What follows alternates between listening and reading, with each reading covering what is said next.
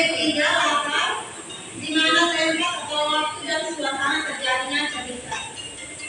Yang berikut lalu di mana rangkaian peristiwa yang ada dalam cerita. Dan yang terakhir amanat, di mana pesan moral yang ingin disampaikan pengarang kepada pembaca. Nah, di sini ibu punya buku cerita.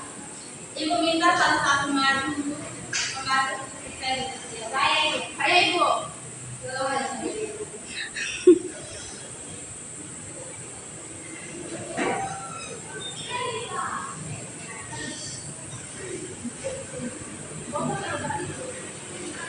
Nasihat Eyang Kata.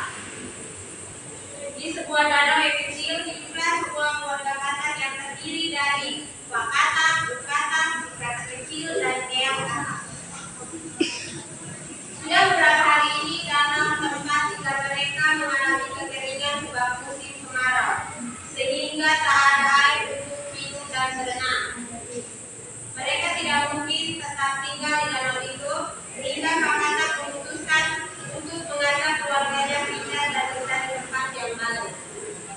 Setelah berjalan jauh, akhirnya keluarga Katak menemukan tempat baru berupa sumur yang airnya melurus begitu berada di dekat sebuah kebun.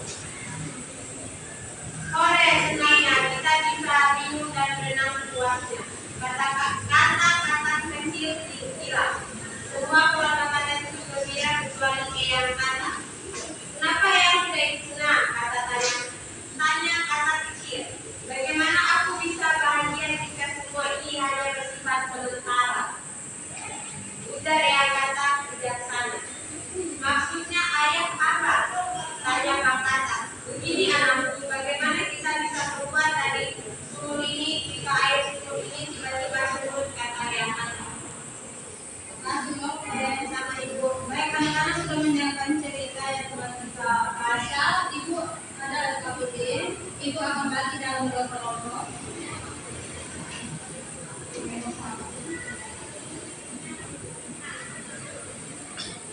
Ibu memberikan waktu 10 menit untuk mengerjakan.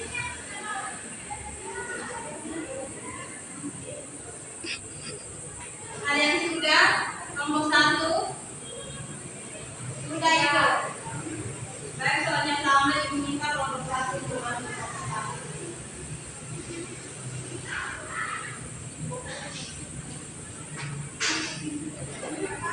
Soal yang pertama, siapa tokoh utama dalam cerita? Jawabannya Eyang Katak. Yang kedua, di mana tempat terjadinya cerita? Jawabannya terjadi di sekolah. Yang ketiga, apa nasihat yang diberikan Eyang Katak? Nasihatnya adalah lebih baik berjalan perlahan tapi pasti sampai tujuan. Yang keempat, mengapa Eyang Katak memberikan nasihat tersebut kepada anak-anaknya? Karena Eyang Katak ingin mengingatkan agar mereka tidak berburu-buru tetapi tetap berusaha dengan tekun dan hati-hati agar hasilnya baik.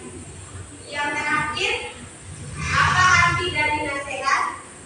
Jawabannya bahwa melakukan sesuatu dengan perlahan, teliti dan konsisten lebih baik daripada tergesa-gesa. Karena cara yang hati-hati akan membawa kita mencapai tujuan dengan hasil yang lebih baik.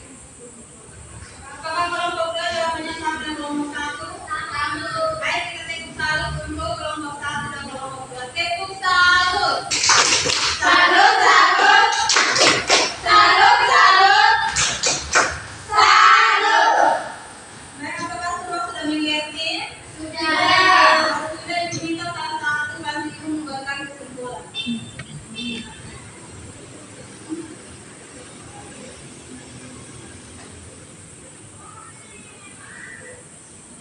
Jadi dari kita sudah belajar tentang fabel, ciri-ciri dari fabel, tujuan dan struktur dari fabel. Serta kita sudah mengenalkan cerita dongeng.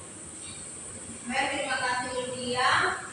Sekian pembelajaran kita hari ini. Sebelum kita pulang, ibu minta salah satu maju untuk kita